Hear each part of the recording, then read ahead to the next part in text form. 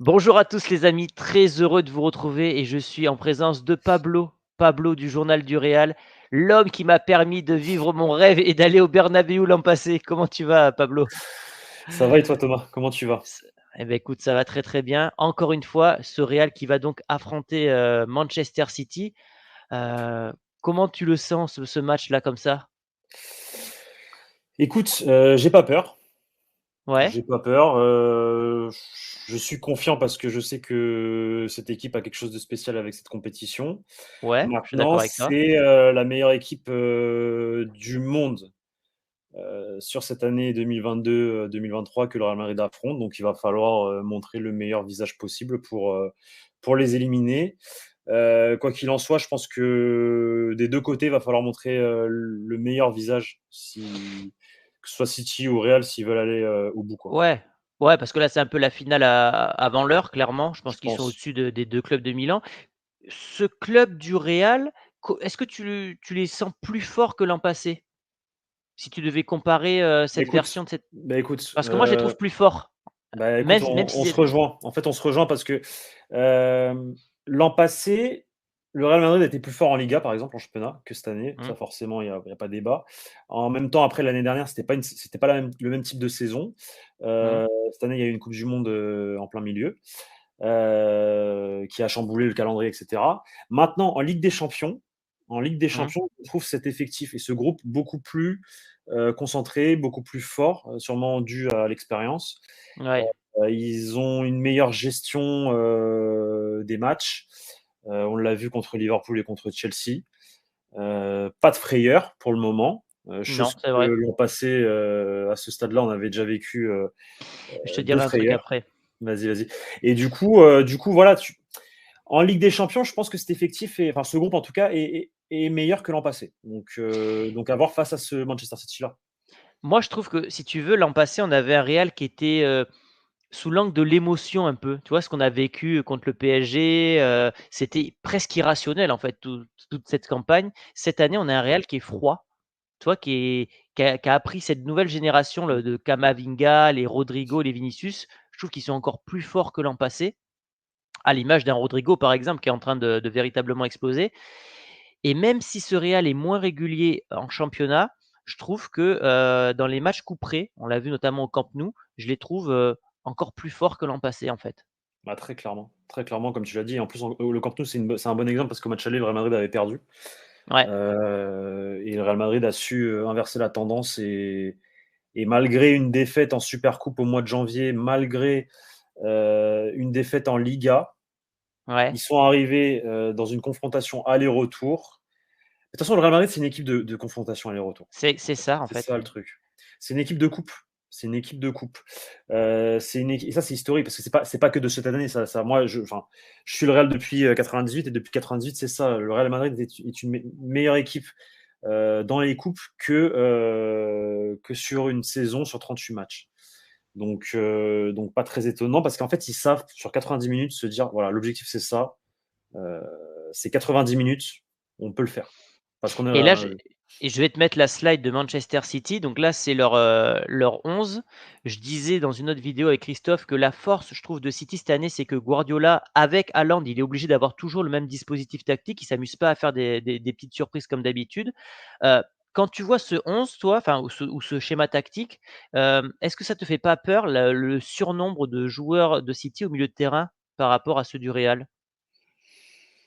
Non, ça me fait pas peur. Moi je pars du principe qu'il va pas falloir s'adapter à leur jeu. Va falloir jouer. Enfin, tu es obligé de t'adapter un peu à leur style de jeu. Voilà, tu te dis, bon, bah, il y a Haaland, va falloir que je mette tel type de défenseur, etc. Mais malgré tout, je pense que le Real Madrid doit penser à sa manière de jouer à lui et pas à comment joue l'adversaire. C'est vrai qu'il y a un surnombre là au milieu de terrain, comme tu as pu le montrer. Mais je pense que c'est une tactique qui est tout le temps en mouvement, en fait. Là, sur le papier, Exactement, exactement. c'est un 3-2, 4-1, mais ça peut se transformer en 4-3-3, ça peut transformer en. Voilà. Ça bouge continuellement. Alvarez, il est pas enfin, il finit souvent devant. Ouais, Donc, je pense que la clé, déjà, c'est de contenir De Bruyne et ouais, Gundogan. Si ces deux-là, tu arrives à les contenir, ouais. tu fait la moitié du boulot déjà. Et après, moi, je pense que justement pour les contres, Ouais, mais ouais, c'est là que je Vinicius et voulais en Rodrigo, venir. à mon avis, ça peut aller très vite. Donc en fait, C'est enfin, oui, ils vont presser haut, mais si tu arrives à casser le premier rideau, c'est ça en fait. Ce que je voulais te dire, c'est que, notamment, par rapport à Rodrigo, c'est que l'an passé, tu pouvais entre guillemets, tout miser sur Vinicius et donc les adversaires pouvaient entre guillemets «s'adapter». Aujourd'hui, c'est plus compliqué pour eux puisque Rodrigo, c'est pas l'égal évidemment de Vinicius, mais c'est un joueur qui a énormément progressé. Là, ils sont à 3 derrière. Ça veut dire que dans les phases de transition, ce Real, il peut être destructeur. totalement. On a vu que ce Bayern, ils ont réussi à se créer quelques occasions, mais il leur manquait ce côté, tueur devant. Nous, aujourd'hui, avec Benzema, Vinicius, Rodrigo, on est quand même armés, je trouve, pour causer des dégâts à City. C'est clair qu'il y aura des espaces qui vont se créer dans cette partie et il va falloir en profiter au maximum comme au Camp Nou en fait. Ouais. L'exemple du match retour du Camp Nou où ils arrivent à conclure, Mmh. concrétiser 4 occasions, c'est l'exemple parfait. Donc face à City, il faut que ce soit pareil. Je pense qu'on peut partir du principe que City aura le ballon. Maintenant, Ouais. le Real Madrid va devoir serrer les fesses entre guillemets quand City aura le ballon et profiter un maximum des contres. Un peu comme je prends pour exemple la double confrontation contre le Bayern Munich en 2014 où le Real Madrid affrontait la meilleure équipe d'Europe à l'époque, le Bayern de Guardiola. Ouais, c'est vrai. Le Real Madrid n'était pas favori face à une équipe monstrueuse, mais le Real Madrid a gagné 1-0 à l'aller, a serré les fesses pendant très longtemps avant l'ouverture du score de Benzema juste avant la mi-temps sur un centre de Mmh. Coentrao, et au match retour, ils ont profité des comptes pour leur mettre 4, pour leur en coller Ouais. 4. Donc le Real Madrid peut le faire, c'est sa compétition et Ouais. il va juste va falloir concrétiser les occasions qui se créeront. Quoi. À la différence de l'an passé, le Real donc joue cette année le match aller à domicile. Est-ce que pour toi, ça a une incidence ou pour moi, je pense que le Real, il peut aller, gagner, Non, à l'Etihad, oui. mais quand même l'an passé, on s'est rendu compte que le Bernabéu, il avait été rarement, comme ça aussi incandescent et ça avait joué un rôle quand même, tu vois?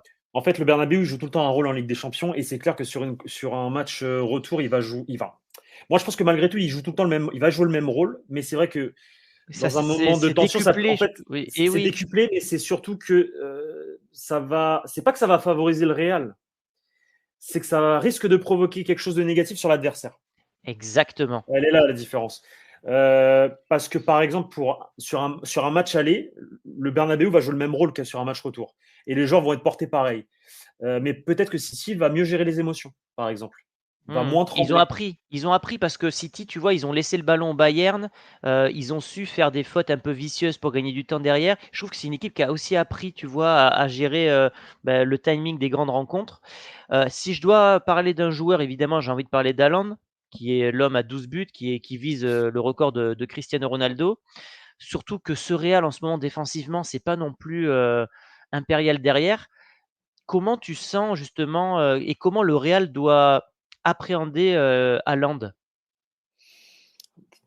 Moi, personnellement, ça m'excite hein, de voir, je te le cache pas, de voir Haaland face au Real Madrid. J'ai envie de voir comment ce groupe répond justement, comment Mmh. Valverde va répondre, comment Dani Carvajal va répondre, comment Rudiger au match aller va répondre avec Alaba et comment Kamavinga répondra aussi. Parce que c'est un monstre et C'est un monstre, il est abusé, hein. qu'il va marquer des buts, c'est sûr, Ouais, et qu'il va falloir juste marquer plus de buts que lui. c'est ça. Oui, bah, ils ont cet atout qui est, pour moi, à l'heure actuelle, avec Vinicius, le meilleur joueur du monde. Maintenant, voilà, Tu as vu que c'est le Real Madrid et de toute façon, pour gagner, il faut battre les meilleurs. Voilà. ouais, c'est ça. Bon là, je l'ai pas mis en truc, mais tu as vu que, Riles, il est à Madrid là? Je l'ai vu sur J'ai pas Twitter vu. et il a J'ai pas si, vu. si, il est à Madrid et il a posté une photo où on voit des pancartes d'Haaland, dans les, enfin en plein Madrid quoi. C'est comme si J'ai pas vu. Mais c'est quoi? Mais les pancartes, elles sont comment? Genre en plein Madrid, genre, mais ouais, mais il y a c'est un. genre au métro de Madrid, dans le métro de Madrid, tu sais Ah, les d'accord, ok. pancartes de métro? Ok, ok, ouais, bah, Voilà, donc il y a pancarte d'Haaland, donc ça fait toujours plaisir. J'espère qu'ils vont pas faire la même erreur qu'avec Mbappé, tu sais, de l'applaudir comme si c'était une future recrue et au final, il se passe une clim, tu vois? Parce que c'est ce Non, qui mais s'était après, passé. c'est. Non, mais après, c'est pas très grave. Enfin, ça reste justement, moi, je pense que c'est bien d'être fair play Ouais. avec l'adversaire et encore plus avec un joueur comme Haaland Non, qui. mais je te dis ça Voilà. parce il y a tu sais qu'il y a l'année prochaine, il y a la clause qui sera active d'Haaland pour 200 millions et on se dit que le Real pourrait 150. aller 150. 150? Ouais, et que le Real pourrait aller s'aligner pour en faire le successeur de Benzema, tu vois? Oui, oui, non, bien sûr, mais comme je te dis, si le Real Madrid applaudit un joueur adverse, c'est parce qu'il a fait une bonne performance. Le Real Madrid a Mmh. applaudi Mbappé l'année dernière parce que Mbappé avait fait une bonne performance. Donc voilà. OK. On va passer à la compo que je pense probable et tu me donneras ton avis du Real. Hem, Attends, je vais enlever ce truc là. Donc défense avec Camavinga, Carvajal et dans l'axe donc Alaba, Rudiger. Est-ce que tu penses que, l'inexpérience de Camavinga en tant que latéral gauche, ça peut poser problème, face à une rencontre où, il y aura un rouleau compresseur en face? Et je te pose la même question pour Carvajal qui est un peu sur, courant alternatif. Alors pour Carvajal, je te réponds que non, je suis certain qu'il va faire la même performance qu'hier et qu'il va être très, très, très Mmh. sérieux parce que pareil, c'est un joueur qui sait choisir ses matchs et qui est toujours bon dans ce genre de OK, rencontre. Et pour d'accord. Camavinga, non plus parce que pour moi à l'heure actuelle, au vu de l'effectif, au regard de l'effectif, c'est le joueur le meilleur latéral gauche Mmh. de l'effectif Real Madrid, qu'il a prouvé être très bon à ce poste-là. Et voilà, Et tu donc veux non, je pense pas que ce soit un problème. Au et tu veux que je te contraire, dise bien un au truc sur contraire. Camavinga? Je trouvais qu'il avait une faiblesse depuis l'an passé, c'était son jeu sans ballon. Et je Ouais, suis sûr que son expérience en tant que latéral gauche, ça va l'aider à peut-être, mieux ouais, défendre lorsqu'il peut-être. devra repasser en milieu de terrain. Au niveau du milieu de terrain, Modric, Valverde, Kroos, tu penses que c'est possible ou Tchouaméni serait titulaire selon toi? Pour moi, c'est Tchouaméni qui va être titulaire. Ah OK, donc ça veut dire quoi? Qu'il y a pas de Kroos ou pas de Valverde alors? Il y aura pas de Modric, Pas de Modric? je OK, pense. Parce que je pense que Modric, il est pas encore, à au 100%. top, d'accord. Bon et après attaque Et parce classique, qu'aussi et parce que c'est une question aussi d'adversaire, je pense qu'il faut contenir, comme je t'ai dit, Gundogan ouais, Kevin De Bruyne et avec Toni Kroos au poste de sentinelle, le Real Madrid va prendre l'eau. C'est mon avis, hein, mais le Real Madrid a pris OK. l'eau l'an passé avec Kroos à ce poste-là, à l'Etihad et je pense que s'il répète ça, Ancelotti il avait pas fait l'erreur 2 fois de toute façon. Au match retour, il avait fait des changements par rapport à ça. Et là, si tu dois citer une faiblesse du Real, tu dirais laquelle? Quel est le point faible du Real aujourd'hui? Parce qu'on a parlé des points forts, Vinicius, le jeu de transition et tout ça. Si tu dois citer un point faible, ça serait lequel? Lui-même. Le Real Madrid est OK, c'est son seul ennemi en fait. d'accord. Dans le sens où regarde, ça peut perdre, sur un but de gag contre le Barça à domicile. Ou Ouais, ça peut mettre au ouais, match retour 4-0. OK, je suis assez Donc d'accord avec toi. non, il y a pas de point faible. Oui, bah, si tu veux des points faibles, forcément, on va dire on va pointer du doigt Dani Carvajal parce que voilà, il fait une mauvaise saison, mais comme je te dis, Carvajal, je pense qu'il va montrer sa meilleure version.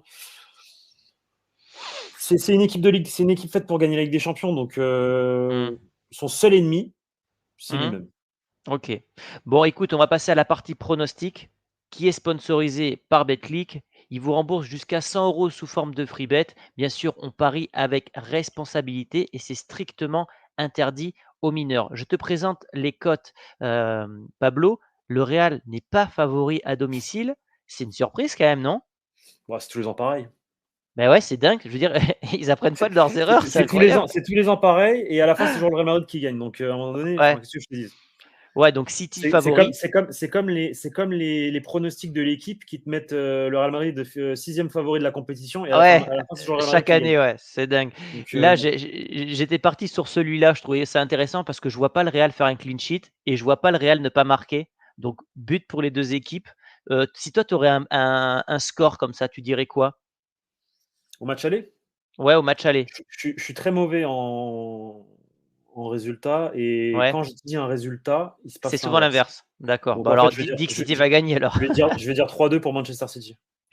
D'accord, parce que moi j'étais parti sur Ou un 2-2, allez, sur 2-2 pour Manchester ouais, City. voilà, moi j'étais Un parti sur un 2-2 match nul. 2-2.